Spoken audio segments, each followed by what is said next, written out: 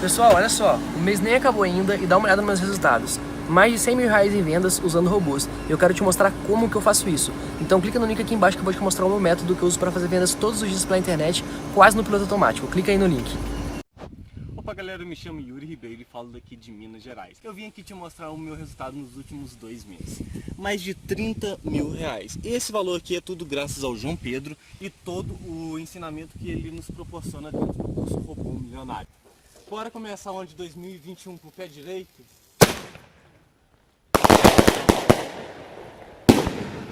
Fala galera, beleza? Dá só uma olhada nesses resultados.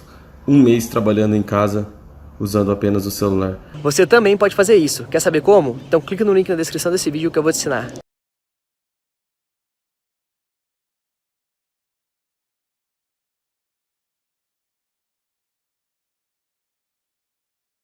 A gente está vendo aí que o Palmeiras teve menor posse de bola, 42, arredondando, contra 57 aí, 58 do Santos. Tá? Chutes certos.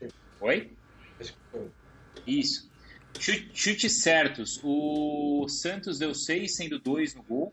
O Palmeiras 8, só 1 no gol, justamente a cabeçada do Breno Lopes. Foram 6 escanteios para o Palmeiras, 4 escanteios para o Santos, 18 faltas palmeirenses, 17 faltas santistas. A discussão depois do jogo foi a seguinte: o jogo foi legal? Foi gostoso de ver? O jogo foi bom? Qual foi o nível técnico dessa partida? E aí um importante comentarista escreveu algo em sua coluna. Vamos ver o que ele escreveu, hein, professor? Vamos ver o que ele disse, porque eu quero que vocês discutam sobre esse assunto. As grandes finais de uma competição são jogos que costumam não ter nada a ver com a normalidade ou a realidade. Geralmente são partidas ruins, truncadas, sem brilho, como a entre Palmeiras e Santos. Fatos que são corriqueiros, fúteis nessas partidas decisivas se tornam com frequência lendas, mitos. As grandes finais não são partidas para serem analisadas nos detalhes trágicos, táticos, nem julgadas se são boas ou ruins. Existem apenas para ser celebradas, poetizadas para sempre. Quem foi que disse isso, hein? Quem vocês acham que foi que disse isso? Será? Eu tenho um palpite, hein? Claro que foi ele dessa vez. Eu tenho um palpite. Dessa vez é o Tostão, não tem dúvida nenhuma. Nenhuma? Nenhuma? Foi o Tostão. Ah, nenhuma. Foi o Tostão. É. Começar pelo Facincani, vai. Facincani, o jogo... Vai você então, Sr. Mani. O jogo foi bom ou foi ruim, Sr. Mani? O jogo foi ruim, eu concordo com tudo que o Tostão escreveu. A gente só teria dúvida se fosse o Tostão ou não a escrever isso se o finado Armando Nogueira estivesse conosco, né? O Armando tinha um texto assim saborosíssimo, igual esse texto do Tostão, e conseguia enxergar em pontos que você passa despercebidos, né, pra gente, algo importante, e em cima disso ele desenvolvia um texto, né? O Armando Nogueira tinha um texto brilhante, eu tive a honra, o privilégio de trabalhar com o Armando, né? E agora, hoje em dia, na crônica, nós só temos o Tostão, né? Que é para escrever algo assim. Quando a gente vê um texto desse daí, fica fácil descobrir que foi o Tostão que escreveu. Eu acho que o jogo foi ruim, concordo, mas eu concordo com tudo que ele escreveu. O Luan Pérez, não foi ele que criou essa frase, mas ele relembrou. Final não foi feita para se jogar bem, foi feita para se ganhar. O Palmeiras ganhou o jogo. Sim. Ô Facincani, o que você acha? Foi bom ou foi ruim esse jogo? Não, nível técnico, truncado. Nível técnico de 2 times que tem também uma outra explicação. Inexperientes, que tinham mais medo da derrota do que angariar a vitória pela casca, pela experiência. Quando você tem mais rodagem, muita gente ouviu comparativos sobre a final do ano passado, tá? Flamengo e River também foi um jogo bastante truncado em alguns momentos. Só que o Flamengo e o River tinham times muito mais rodados em relação ao Santos e o Palmeiras. Muito mais. Praticamente o time todo do Flamengo, um time bastante experiente, foi montado até ao longo da competição para ganhar essa casca. O River já vinha de um trabalho de pelo menos 3 anos com o Gadiardo. Era natural que aquelas equipes tivessem um preparo, e até o trabalho do Flamengo em relação ao Palmeiras, ou ao Santos, era um trabalho um pouquinho mais longevo do Jorge Jesus, que chegou no meio do ano com pré-temporada para fazer, não teve pandemia, não teve nenhum tipo de obstáculo que pudesse fazer com que o jogo se tornasse mais tenso ou mais fio da navalha. Então tem esse componente. Tanto o Palmeiras como o Santos eram times em que praticamente 80% das escalações estavam pela primeira vez jogando uma final ou até uma própria Libertadores. Então tem vários componentes que fazem um jogo desse ter uma dramatização muito mais pro lado do medo, do lado da insegurança, do que do lado da certeza de você buscar o resultado. Normal. E a questão da partida única, eu acho que contribui muito para isso também, viu, Bruno? Você não pode errar. Muito. Entendeu? É um jogo só. Concordo. Se fosse dois, O Rony falou isso, né, Bruno? Opa! Perdi o primeiro, vou tentar recuperar O Rony falou segundo, isso, vou né? tentar Tá em arriscar. casa, fala assim, os 2 jogos, o time que tá primeiro em casa, pessoal, preciso começar a tentar fazer meu resultado aqui, vamos jogar. Exato. Aí dá espaço pro outro. Mais ou menos, né? Porque tem muito jogo. O Rony falou isso na entrevista, né? O papo que ele teve com a gente, o Rony falou, ele falou, cara, eu nunca senti tanto medo de errar na minha vida. Então eu acho que isso foi um reflexo de todos os jogadores. Eu assistindo a partida, é lógico que a gente sabe que uma final ela mexe demais, né? Que ela tem esse grau de responsabilidade. O Marcão falou na véspera, né? Pô, essa geração não sabe muito o que é responsabilidade.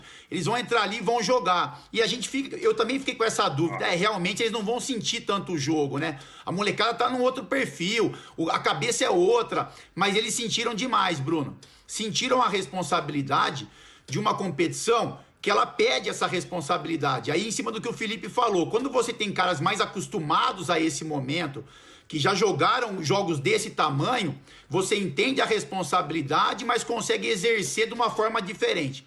Quando você não tem esse retrospecto, né, passado, isso pode atrapalhar um pouco, e foi o que aconteceu na partida. A declaração do Rony foi perfeita. Eu nunca senti tanto medo de errar na minha vida. Eu ia pontuar isso na hora que ele falou. Rony, não foi só você, com certeza. Eu acho que muitos atletas de Palmeiras e Santos, lá no quarto, naquele momento ali que antecede o jogo, na hora de botar a roupa, estavam com mais medo de errar do que de acertar. Aí a gente viu um jogo que não foi, como o Tostão colocou, e a gente só tem que assinar embaixo. Os Santos e Palmeiras não conseguiram colocar nessa decisão tudo que a gente esperava, mas o que vale é a vitória, é o Palmeiras com o título, é esse momento do Rony, do Breno Lopes, isso que vai ficar marcado na cabeça do torcedor, né? O cruzamento do Rony, a cabeçada do Breno, mas com certeza não foi um jogo de encher os olhos. Mas em cima disso, Celso, quero que você fale o seguinte, a gente não pode confundir, só uma coisa que é importante, a gente não pode confundir um jogo, o jogo foi legal de assistir? Não foi. O jogo foi ruim? É outra coisa, então, é outra questão. Vocês estão falando, são vários fatores, certo? É isso aí. Essa questão do medo, de não falhar. Na quinta-feira, o Elano falou aqui pra gente, pode ter certeza que o jogo vai ser travado. Sim. Né? Vai ser travado por todos esses motivos. E mais, gente, a gente passou 15 dias aqui falando o quê? Como é que o Santos vai anular todas as possibilidades do Palmeiras? Sim. Como é que o Palmeiras vai anular o Soteldo e o Marinho que atropelaram o Boca e o Grêmio? O Abel e o Cuca responderam pra gente. Sim. Eles anularam de maneira muito eficiente e anularam de maneira eficiente mudando o esquema de seus times. E quando os técnicos não fazem isso, a gente reclama. Pô, o Diniz não mudou o São Paulo, tomou 5 do Inter. É, e claro o Filipão, ultrapassado, não trancou o meio de campo, tomou 7 da Alemanha. O que a gente quer? Será que não existe mérito na defesa? Não, existe muito. Eu acho.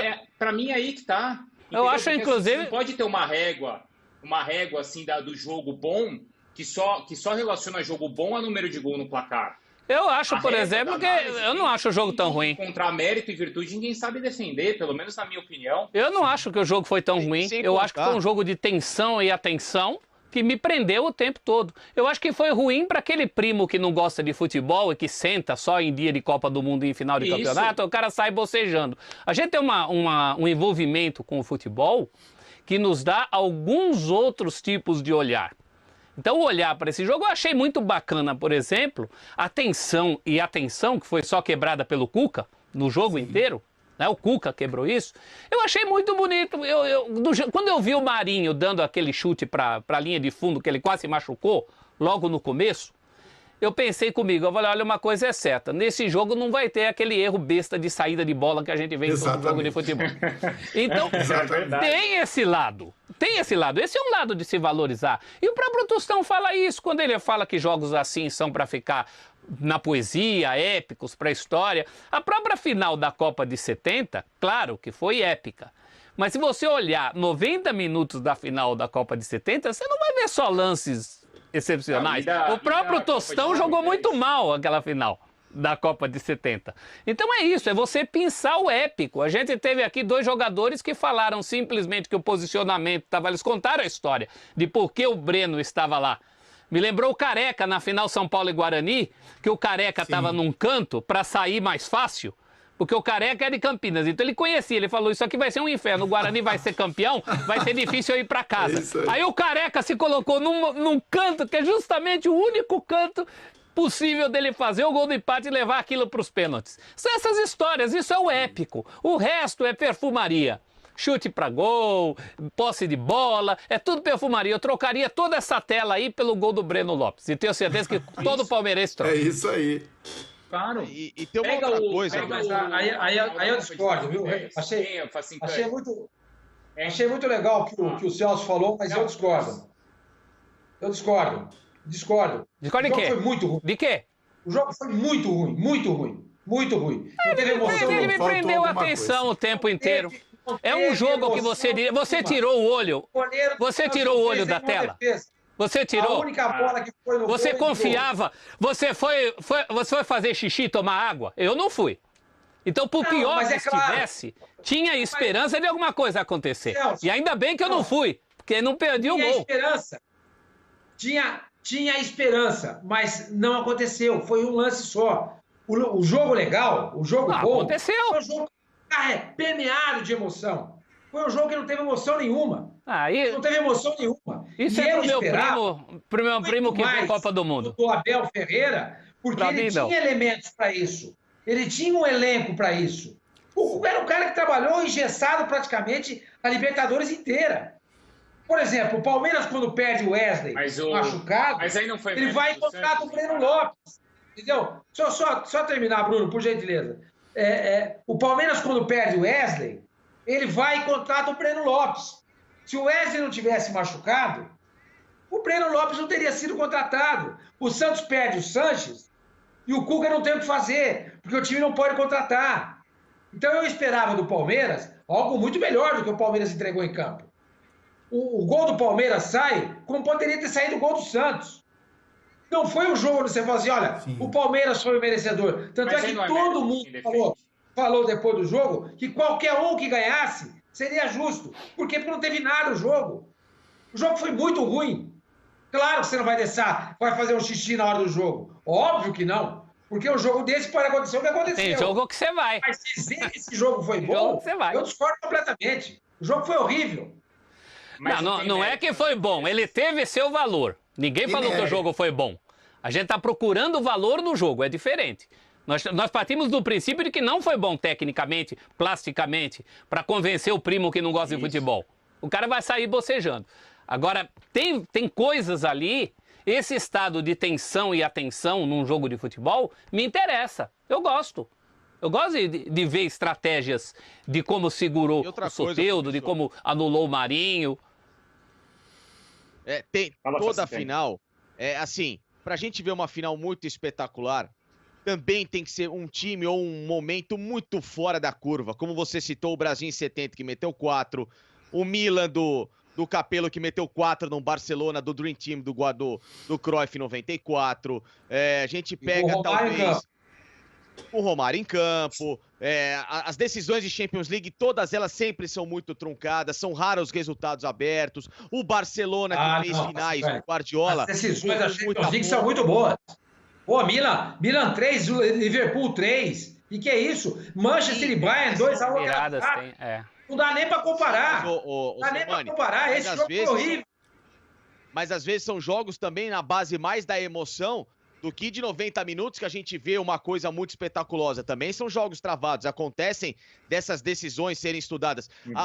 Talvez uma das maiores seleções da história do futebol, a Espanha, ela fez a pior final de Copa do Mundo, que foi em 2010 contra a Holanda. O jogo foi péssimo, foi horroroso. E a seleção da Espanha... Tá ali com a Alemanha e Argentina em 90, foi ruim também. Alemanha e Argentina em 90 eram duas grandes seleções. Alemanha e Argentina em 2014, jogo tenso. Jogo de raríssimas chances. Então, às vezes, é um ponto muito fora da curva uma decisão ser um jogo espetacular. Eu discordo.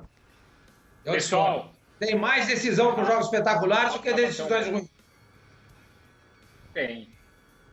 Mas tem decisões de grandes times, né? Eu acho que tem momentos espetaculares que ficaram para a história. O medo, né? O espanhol perdeu uma final, o medo do holandês perdeu outra, e acho que esse... Não, mas eu acho que isso a Comembol tem que rever. Como diz o Tostão... Isso a Comembol tem que rever, não adianta querer copiar isso aí pode ser. da Europa. Não funciona aqui. Pra quê?